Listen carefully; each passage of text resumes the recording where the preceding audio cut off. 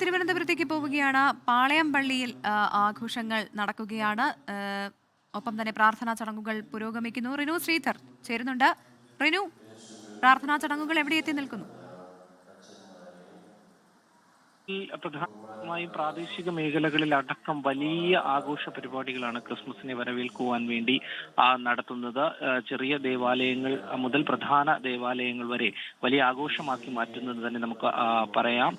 ഇപ്പോൾ തിരുവനന്തപുരത്തെ പാളയം saint Joseph metropolitan കത്തീഡ്രലിൽ പ്രാർത്ഥനാ കർമ്മങ്ങൾ നടക്കുകയാണ്. ലത്തീൻ അതിരൂപത മേജർ ആർച്ച് ബിഷപ്പ് ഇപ്പോൾ അതിനു വേണ്ടിയിട്ടുള്ള കർമ്മങ്ങൾക്ക് വേണ്ടി അല്ലെങ്കിൽ പ്രാർത്ഥനാ ശുശ്രൂഷകൾക്ക് നേതൃത്വം നൽകുന്ന ഒരു ചടങ്ങാണ് ഇപ്പോൾ നടക്കുന്നത്. തോമസ് നെറ്റോ അതിന് കാർമ്മികത്വം വഹിക്കുകയാണ്. നേരത്തെ തന്നെ വിവിധ ദേവാലയങ്ങളിൽ പ്രാർത്ഥനാ കർമ്മങ്ങൾ നടന്നു കഴിഞ്ഞു എന്നുള്ളതാണ്. നിലവിലിപ്പോൾ ശശി തരൂർ MP ഉൾപ്പെടെയുള്ളവർ ഈ പ്രാർത്ഥനാ ചടങ്ങിൽ പങ്കെടുക്കുന്നുണ്ട്. ക്രൈസ്തവ വിശ്വാസികൾ മാത്രമല്ല, മറ്റ് മതസ്ഥരും എല്ലാവരും ഈ പ്രത്യേകിച്ച് നമ്മൾ പാളയം പള്ളി എന്നറിയപ്പെടുന്ന സെന്റ് ജോസഫ് കത്തീഡ്രലിൽ എത്തുന്നു എന്നുള്ളതാണ് നമുക്ക് കാണാൻ വേണ്ടി കഴിയുന്നത്. ജാതിമത ഭേദമന്യേ ഈ ക്രിസ്മസിനെ വരവേൽക്കുകയാണ് അവർ. വലിയ ആഘോഷമാക്കി മാറ്റുകയും കഴിഞ്ഞ 25 ദിവസത്തെ വ്രത ശുദ്ധിയോടെ അല്ലെങ്കിൽ ആ വ്രതാനുഷ്ഠാനത്തിന് ശേഷം ഇന്ന് 25ാം ദിനം ഉണ്ണിയേശു പിറന്നതിന്റെ എല്ലാ രീതിയിലുള്ള ആഘോഷ പരിപാടികളിലും അവർ ഒത്തുകൂടുന്ന ഒരു സാഹചര്യമാണ് നമുക്ക് കാണാൻ കഴിയുന്നത്. ആയിരക്കണക്കിന് ആളുകൾ ഈ ദേവാലയത്തിനുള്ളിൽ തിങ്ങി നിറഞ്ഞ് പുറത്തേക്കിരുന്ന് പ്രാർത്ഥിക്കുന്ന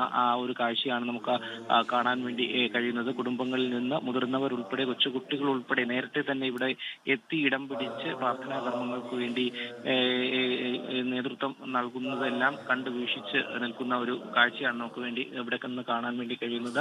നക്ഷത്രങ്ങളാലും അതുപോലെ തന്നെ മറ്റ് വർണ്ണവിളക്കുകളാലും ഒക്കെ തന്നെ ദിവസങ്ങളോളം മുമ്പ് തന്നെ അലങ്കരിച്ച് ഈ തിരുവനന്തപുരം നഗരം തന്നെ ക്രിസ്മസിനെ വരവേൽക്കുന്ന ഒരു സാഹചര്യം. സാധാരണ ഓണാഘോഷ പരിപാടികൾക്കൊക്കെയാണ് തിരുവനന്തപുരം നഗരം ഇത്തരത്തിൽ അണിഞ്ഞൊരുങ്ങുന്നത്. പക്ഷേ ഇത്തവണ ക്രിസ്മസിനും വലിയ രീതിയിലുള്ള ഒരു ഒരുക്കം തന്നെയാണ് അനന്തപുരിയിൽ നിന്ന് നമുക്ക് കാണാൻ വേണ്ടി കഴിഞ്ഞത്. ഒപ്പം പ്രാദേശിക മേഖലകൾ നോക്കുകയാണെങ്കിൽ നെയ്യാറിലാണെങ്കിലും നെയ്യാറ്റിൻകരയിലാണെങ്കിലും അങ്ങനെ വിവിധ പ്രദേശങ്ങളിലും വിവിധ വലിയ പരിപാടികൾ, വലിയ സാന്താക്ലോസിനെയൊക്കെ തന്നെ അണിയിച്ചൊരുക്കിക്കൊണ്ട് വലിയ നക്ഷത്രങ്ങളെയൊക്കെ തന്നെ ചെറിയ നക്ഷത്രങ്ങൾ മുതൽ വലിയ നക്ഷത്രങ്ങളെ മുതലേ നിർമ്മിച്ചുകൊണ്ട് വലിയ ആഘോഷമാക്കി മാറ്റുന്ന ഒരു കാഴ്ചയാണ് ഇപ്പോൾ നിലവിൽ തോമസ് നെറ്റോ പ്രാർത്ഥന ശുശ്രൂഷ ചടങ്ങുകൾക്ക് നേതൃത്വം നൽകുകയാണ്. ഏകദേശം 2 മണിയോളം പാളയം പള്ളിയിൽ ഈ തിരുശേഷിപ്പ് കർമ്മങ്ങളൊക്കെ തന്നെ നടക്കും എന്നുള്ളതാണ് കഴിഞ്ഞ വർഷങ്ങളിലൊക്കെ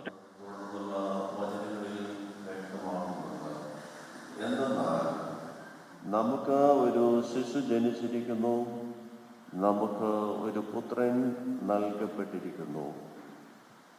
സ്നേഹ ബഹുമാനമുള്ളവരെ, ക്രിസ്തുവിൻ്റെ തിരുപ്പിറവി ആഘോഷിക്കുമ്പോൾ നമുക്ക് ഏവർക്കും ലഭിക്കുന്നത് പ്രകാശത്തിൻ്റെയും പ്രത്യാശയുടെയും സന്ദേശമാണ്. പലതരത്തിലുള്ള അന്ധകാരത്തിൻ്റെ അനുഭവങ്ങളിലൂടെ കടന്നു പോകുന്ന മനുഷ്യർക്ക് ക്രിസ്തുവിൻ്റെ തിരുപ്പിറവി പ്രത്യാശയുടെ ആ ഒരു അനുഭവമാണ് പ്രദാനം ചെയ്യുന്നത്. നിരാശ നിമിത്തമുള്ള അന്ധകാരമാകാം, ഏകാന്തതയുടെയും ഒറ്റപ്പെടലിൻ്റെയും അവഗണനയുടെയും അന്ധകാരമാകാം, ജീവനും സ്വത്തിനും ഭീഷണി നേരിടുന്ന അകാരണമായ രീതിയിൽ ആക്രമിക്കപ്പെടുന്ന അനുഭവങ്ങളിലൂടെ കടന്നു. ലോകത്തെവിടെയായാലും ഏത് സമയത്തും 24 വാർത്തകളും ഓഗ്മെന്റഡ് റിയാലിറ്റി പാക്കേജുകളും എക്സ്പ്ലെയിനറുകളും വിശദമായി കാണാൻ ഞങ്ങളുടെ YouTube ചാനൽ നിങ്ങൾക്ക് സബ്സ്ക്രൈബ് ചെയ്യാം.